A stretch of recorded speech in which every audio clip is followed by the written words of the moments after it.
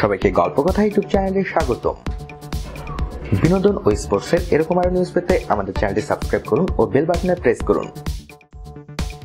New Zealand, Bharat, Pakistan, Bangladesh, Sri Lanka, Australia, দক্ষিণ Africa. বিশ্বকাপে এবার চমক দেবে ওয়েস্ট ইন্ডিজ, মনে করছেন ক্যারিবিয়ান কিংবদন্তি ব্রায়ান চার্লস লারা।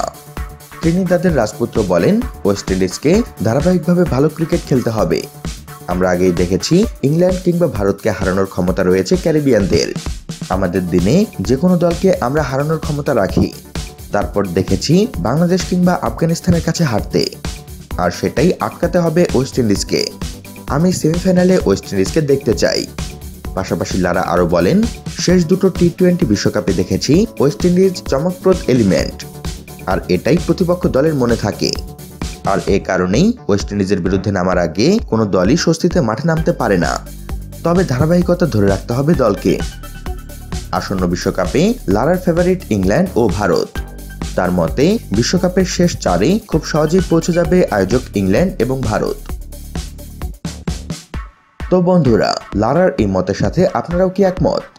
আর আপনাদের মতই বা কি তা জানিয়ে দিন আমাদের কমেন্ট বক্সে। সবশেষে ভিডিওটিতে লাইক ও শেয়ার দিয়ে আমাদের সাথে থাকুন। ধন্যবাদ।